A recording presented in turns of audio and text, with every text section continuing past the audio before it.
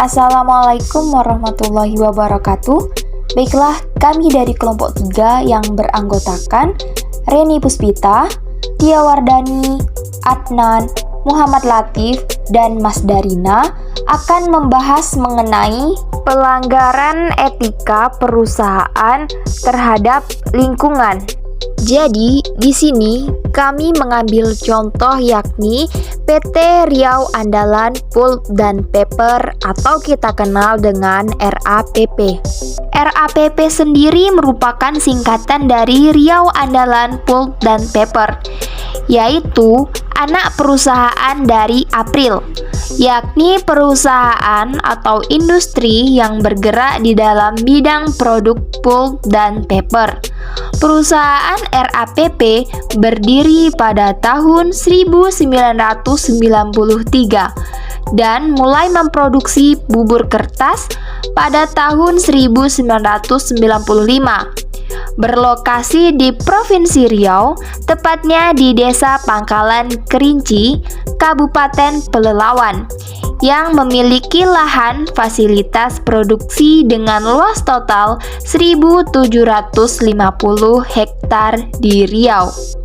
Diketahui, perusahaan ini memproduksi pulp atau bubur kertas mencapai 1,2 juta ton per tahunnya, sehingga menjadikan perusahaan RAPP ini sebagai perusahaan pulp yang terbesar di Asia Pasifik dan produsen pulp terbesar di dunia. Nah, dengan berdirinya perusahaan ini tentu memiliki pro dan kontra. Ada dampak positif dan juga ada dampak negatif. Baiklah, di sini kami akan memaparkan mengenai dampak yang terjadi dari perusahaan itu sendiri. Yang pertama adalah PT RAPP dengan sengaja melakukan pembuangan limbah B3 langsung ke sungai tanpa pengolahan yang sesuai standarisasi dan juga mengabaikan amanah dari pasal 99 ayat 1. Peraturan Pemerintah Nomor 101 Tahun 2014 tentang pengelolaan limbah bahan berbahaya dan beracun. Akibat dari dampak ini, yakni menimbulkan sungai menjadi tercemar dan ribuan ikan mati. Hal ini menyulitkan warga setempat di sekitaran pabrik untuk mendapatkan air yang bersih yang digunakan untuk kehidupan sehari-hari seperti menyuci, memasak, mandi, dan sebagainya. Dari akibat yang telah ditimbulkan, itu sangatlah berdampak terhadap lingkungan. Jadi, solusi yang dapat kita lakukan adalah memanfaatkan kembali limbah-limbah tersebut untuk keperluan proses produksi pulp. Umumnya, limbah-limbah tersebut dimanfaatkan kembali ataupun digunakan sebagai bahan bakar untuk keperluan pembangkitan steam.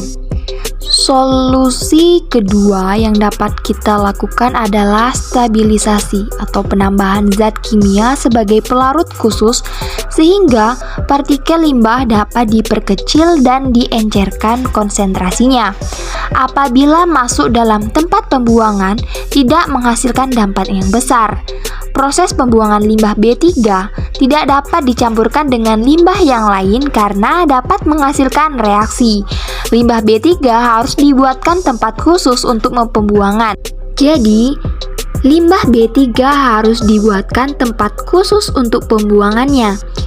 Limbah dipompakan ke dalam lapisan batuan dalam, kolam penyimpanan yang berupa timbunan dalam, dan landfill atau tong khusus penyimpanan limbah yang kemudian dikubur sehingga tidak mengakibatkan dampak yang besar terhadap lingkungan sekitar.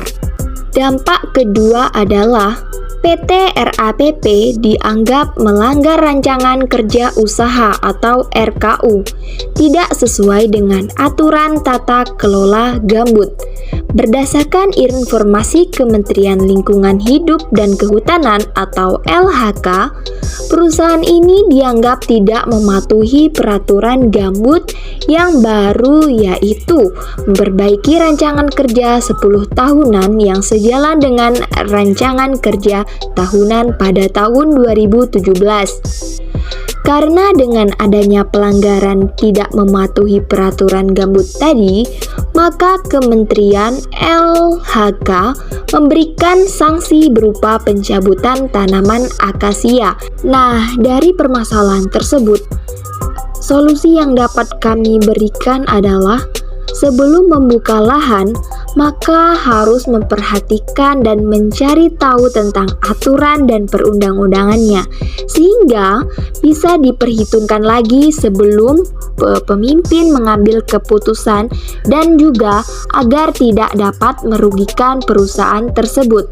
Jika hal ini sudah terlanjur terjadi, maka solusi yang dapat kita ambil adalah perlu kita ingat kembali, apapun kegiatan, apapun kondisi yang bakal kita jalani nantinya, kita harus belajar dari pengalaman-pengalaman sebelumnya.